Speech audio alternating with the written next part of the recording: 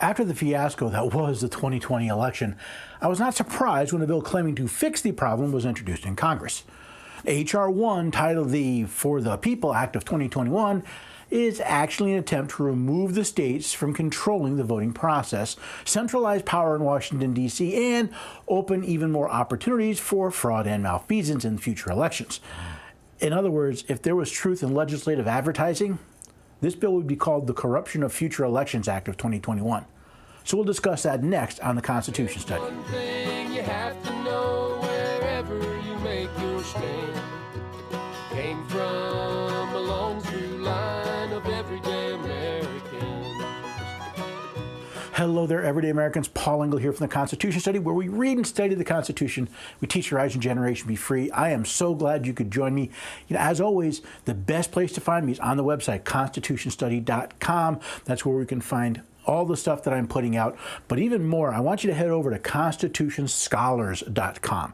That's the new website where you can meet other people interested in becoming scholars of the Constitution. Read, discuss, debate issues pertinent to your state and your state's Constitution.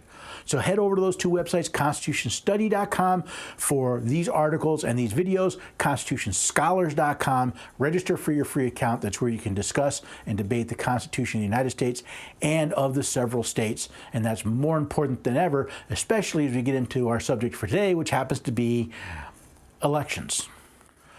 If we're not to judge a book by its cover, then we shouldn't judge legislation by its title either, or even by the parody title that I've given it. If we want to see if this legislation is valid, we need to only start with the very beginning.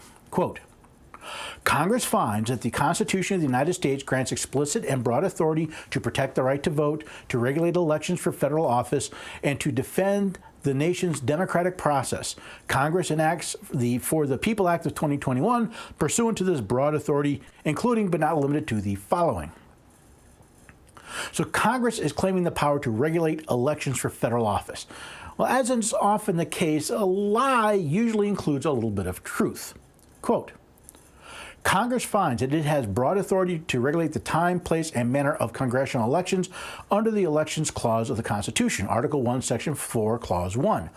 The Supreme Court has affirmed that the substantive scope of the Elections Clause is broad, that times, places, and manner are comprehensive words which embrace authority to provide for a complete code for congressional elections, and the power of Congress over the times, places, and manners of congressional elections is paramount and may be exercised at any time and to any extent which it deems expedient, and so as far as it is exercised and no farther, the regulation affected supersedes those of the state which are inconsistent therewith.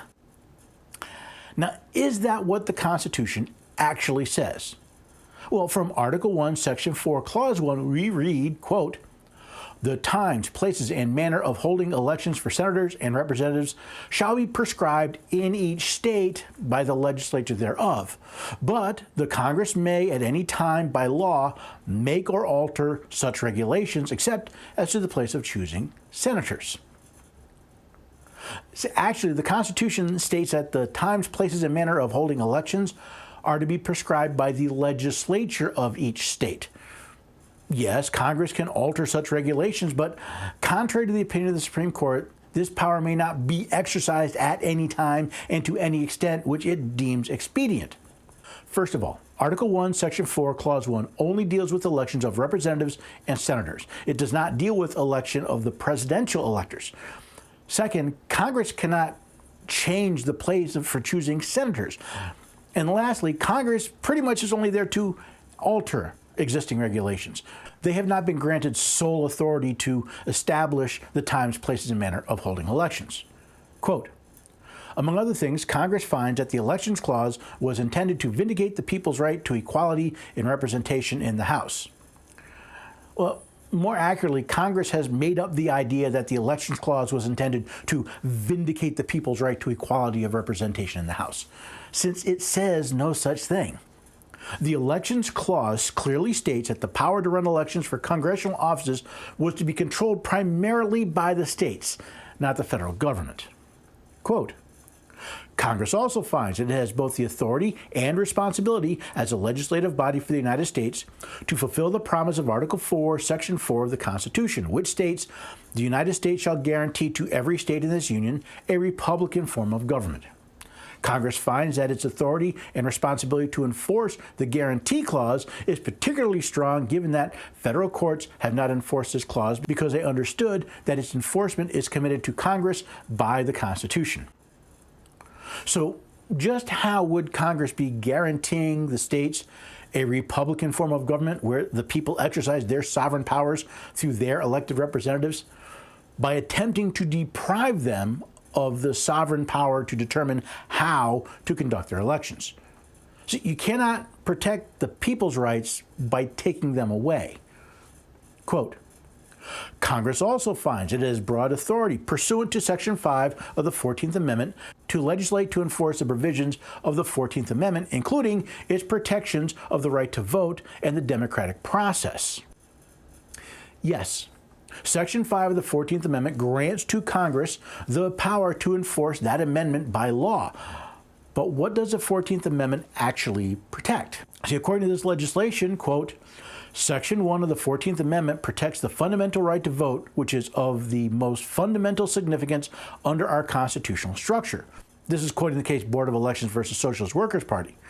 Section 2 of the 14th Amendment also protects the right to vote, guaranteeing Congress additional authority to reduce the state's representation in Congress when the right to vote is denied. So what do Sections 1 and 2 of the 14th Amendment actually say? Quote, all persons born or naturalized in the United States and subject to the jurisdiction thereof are citizens of the United States and of the state wherein they reside.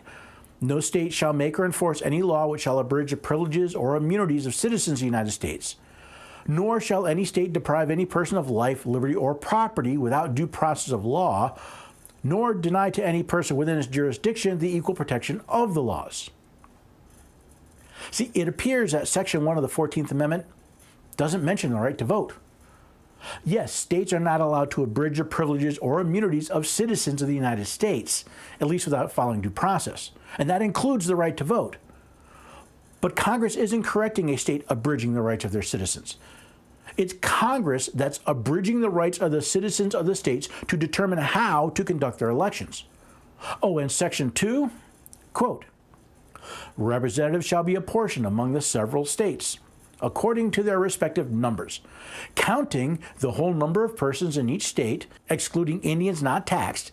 But when the right to vote at any election for the choice of electors for President and Vice President of the United States, representatives in Congress, the executive and judicial offices of a state, or the members of the legislature thereof is denied to any of the male inhabitants of such state, being 21 years of age and citizens of the United States, or in any way abridged except for participation in rebellion or other crime, the basis of representation therein shall be reduced in proportion which the whole number of such males shall bear to the whole number of male citizens 21 years of age in such state. Again, Congress isn't writing legislation to deal with a state denying the right to vote to someone over the age of 21, which was later amended to the age of 18. They were claiming the authority to determine the manner of conducting elections. Now, that's something not guaranteed by Article 1, Section 4 of the Constitution. Quote, as a result, Congress finds it has the authority pursuant to Section 5 of the 14th Amendment to protect the right to vote. Congress also finds that states and localities have eroded access to the right to vote through restrictions on the right to vote, including excessively onerous voter identification requirements, burdensome voter registration procedures, voter purges, limited and unequal access to voting by mail, polling place closures, unequal distribution of election resources, and other impediments. Now, this really isn't acceptable because the 14th Amendment doesn't guarantee the federal government the general power to protect the right to vote, only to ensure that the laws are applied equally to all citizens and to punish states that deny the right to vote based on age. Furthermore, it appears part of this legislation would have the effect of allowing those who have lost their right to vote as punishment for crimes committed to vote anyway, countermanding Section 2 of the amendment. Quote, Congress also finds that the right of suffrage can be denied by debasement or dilution of the weight of a citizen's vote just as effectively as by wholly prohibiting the free exercise of the franchise. That's court case Reynolds versus Sims. Congress finds that the right of suffrage has been so diluted and debased by means of gerrymandering of districts. Congress finds that it has authority, pursuant to Section 5 of the 14th Amendment, to remedy this debasement. Once again, Congress is claiming a power in the 14th Amendment that does not exist in the language. There is nothing in the amendment about redistricting, gerrymandering, or the dilution and debasement of the effectiveness of one's right to vote. Now, while I'm not in favor of political gerrymandering, Congress is not in the position to overturn the express will of the people through their elected representatives simply because they don't like it. Does anyone think that gerrymandering out of Washington would be any less corrupt than that out of your state house? Quote, Congress also finds it has the authority to legislate to eliminate racial discrimination in voting and the democratic process pursuant to both Section 5 of the 14th Amendment, which guarantees equal protection of the laws, and Section 2 of the 15th Amendment, which explicitly bars denial or abridgment of the right to vote on account of race, color, or previous condition of servitude. You know, I wonder, do the people that write this legislation bother to read the Constitution they're quoting? Section 5 of the 14th Amendment and Section 2 of the 15th Amendment simply state that Congress has the authority to enforce these amendments via legislation. Quote, Congress shall have the power to enforce by appropriate legislation the provisions of this article from the 14th Amendment. And, quote, Congress shall have the power to enforce this article by appropriate legislation from the 15th. So Section 1 of the 15th Amendment does prohibit the denial or abridgment of the right to vote on account of race, color, or previous condition of servitude. But as I understand it, Congress has already passed legislation to enforce these amendments. If that legislation is not being enforced by the executive branch, why is Congress attacking states' rights rather than acting as a check on that branch of the federal government? Quote, Congress finds that racial discrimination and access to voting in the political process persists. Voting restrictions, redistricting, and other electoral practices and processes continue to disproportionately impact communities of color in the United States and do so as a result of both intentional racial discrimination and structural racism and the ongoing structural social economic effects of historical racial discrimination. Congress can find that the mood is made of cheese, but that doesn't make it so. Congress is claiming that a person's ability to vote is impacted by both intention and structural racism. Since it's illegal to deny or abridge the right to vote based on race, why isn't Congress working to have those laws enforced? Is there intentional and structural racism in our election process? Quote, recent elections and studies have shown that minority communities wait longer in lines to vote, are more likely to have their mail ballots rejected, continue to face intimidation at the polls, are more likely to be disenfranchised by voter purges, and are disproportionately burdened by voter identification and other voter restrictions. Research shows that communities of color are more likely to face nearly every barrier to voting than their white counterparts. See, this rationale is an example of the fallacy of correlation meaning causation. The question shouldn't be, do minority communities wait longer? Instead, it should be, why do they? Is it because many minority communities live in large population centers, which, due to the density of the population, tend to have longer lines for everything? Because when I vote, I don't see one line for whites and another for minorities. Instead, whites in those communities have to wait just as long as people of color. So is it a racist system that causes the long lines, or is it the actions of minorities who desire to live in ethnic communities in large population centers? Maybe it's the racist view of many congressmen who believe that any disparity must be because of racism. What about the rate of ballot rejection and intimidation? Again, if this is happening, why aren't the laws being enforced? And if someone is voting in a minority community, isn't it likely that many of the alleged acts of racism are being committed by minority workers at the polls? And when video surfaced in 2008 of Black Panthers intimidating voters at polling stations, was that racist? Quote, Congress finds that racial disparities and disenfranchisement due to past felony convictions is particularly stark. In 2020, according to the Sentencing Project, an estimated 5.2 million Americans could not vote due to a felony conviction, 1 in 16 African Americans of voting age is disenfranchised, a rate 3 times greater than that of non-African Americans.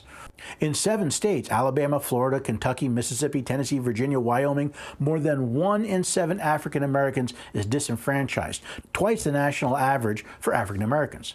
Congress finds that felony disenfranchisement was one of the tools of intentional racial discrimination during the Jim Crow era. Congress further finds that current racial disparities in felony disenfranchisement are linked to the history of voter suppression, structural racism in the criminal justice system, and ongoing effects of historical discrimination. This argument refutes itself. The opening statement states quite clearly that these people were not disenfranchised due to their color, but due to conviction of a felony, something specifically allowed by Section 2 of the 14th Amendment. Quote, "But when the right to vote at any election or in any way abridged except for participation in rebellion or other crime, the basis of representation therein shall be reduced in proportion which the number of such male citizens shall bear to the whole number of male citizens 21 years of age in such state." Are minorities convicted of felonies at a higher rate than whites? Well, there is some evidence of that. But is that because of racist juries, or the fact that minorities are committing felonies at a higher rate than others? And are they committing felonies at a higher rate because of their race, or because of their tendency to live in large population centers? I'm not an expert about that, so I will leave that discussion to those who are. However, one thing I do know is that nothing in this legislation will change those felony convictions or the rate at which they happen. Quote, "Congress finds that it further has the power to protect the right to vote from denial or abridgment on account of sex, age, or ability to pay a poll tax or other tax pursuant to the 19th, 24th, and 26th Amendments. Congress finds that electoral practices, including voting rights restoration conditions for people with convictions, voter identification requirements, and other restrictions to the franchise burden voters on account of their ability to pay. Congress further finds that electoral practices, including voting restrictions related to college campuses, age restrictions on mail voting, and similar practices burden the right to vote on account of age." Yes, Congress has the power to pass legislation to protect the right to vote from discrimination based on sex, age, or the ability to pay taxes. While rights restoration may be impacted by the ability to pay a lawyer, it's not based on the ability to pay a tax. Furthermore, this is not someone being denied the right to vote for their not being able to pay taxes. This is someone attempting to overturn the punishment they received for being convicted a felon. Even the language of Part B of this section of the legislation does not suggest that the people are being denied the right to vote for not paying taxes. And while voter identification laws are often slandered with the poll tax argument, I know of no locality that does not offer free voter identification options. In other words, no tax required to vote. Congress would have a point about college campuses if only young people were being impacted. And if the states with laws that restrict mail-in voting above age 18, then the laws that Congress has already passed should be enforced.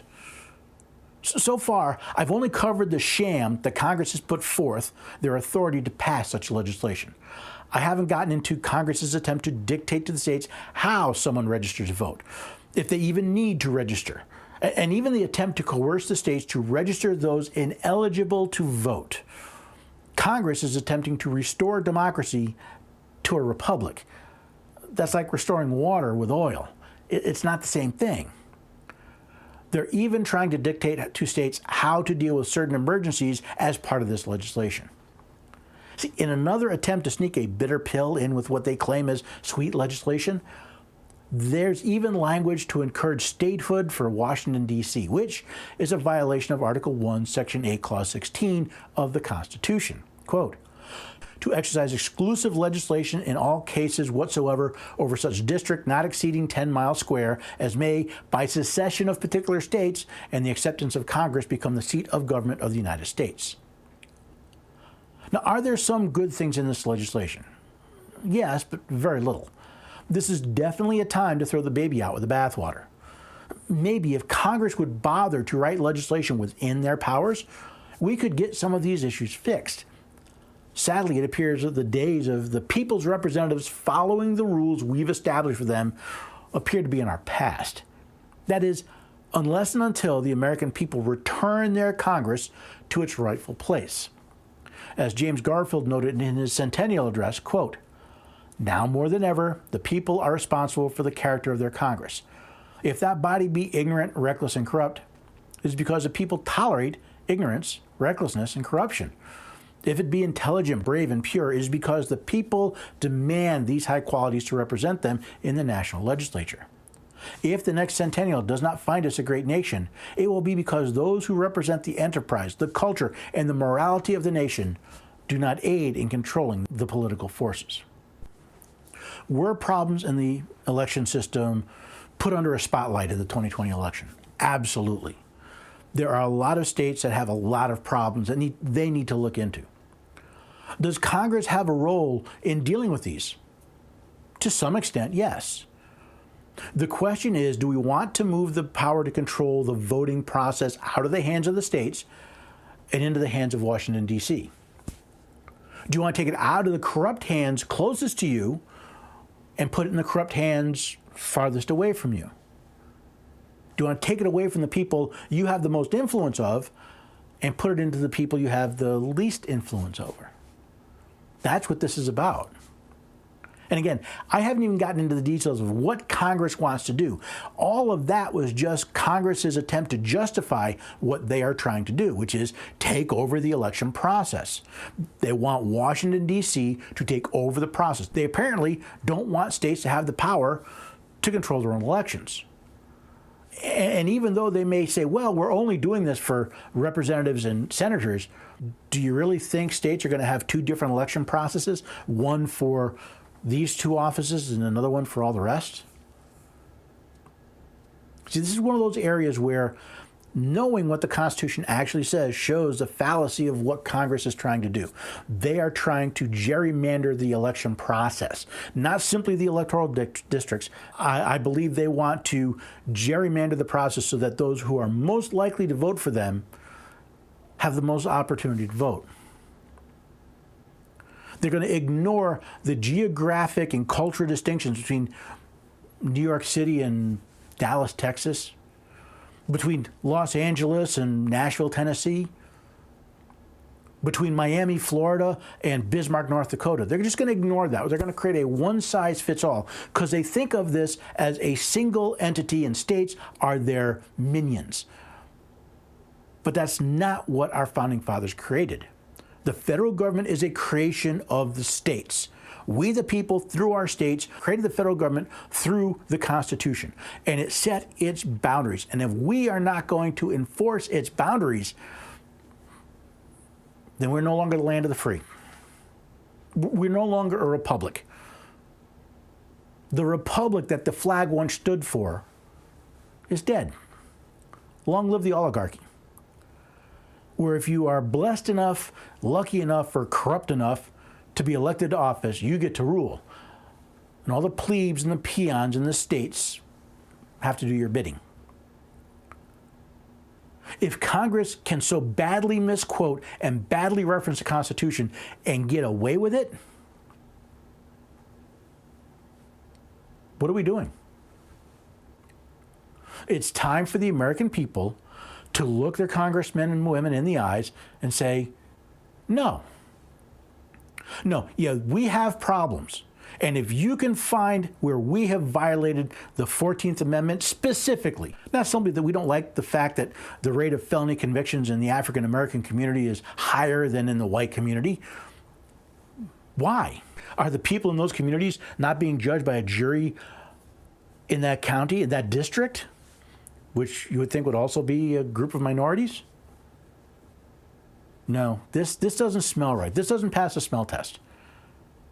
And hopefully with just a little bit of investigation we've done so far, you also see that this really doesn't pass the smell test. Now, hopefully you'll not only talk to your representative, talk to those in your state government, your state representative, your state senator, your governor. Explain to them the importance of the states protecting their right to control the voting process, to not let Washington steamroll over them. Let them stand up to this abusive power and protect you and your right to dictate how your state operates. and not simply become a subject of the princes and princesses in Washington, D.C. And hopefully, now that you've got a little bit more information, you'll go out and use this. You'll head to the website, constitutionstudy.com, sign up for the newsletter. Hey, just click for the free book. You don't even have to sign up for the newsletter. You sign up for the newsletter, you get a free book. You just click the book, you get a free book. You don't even have to sign up for the newsletter. Head over to Constitution Scholars, register for your free account. Please, if you do, join your state group. I'm starting to put articles in there to initiate conversations. Let's start thinking and talking not only what's going on in Washington, but what's also going on in our state capitals. And hopefully you found this worth not only your time, you found it worth sharing with others, and you'll be here next time for the Constitution Study. One thing you have to know wherever you make your stand.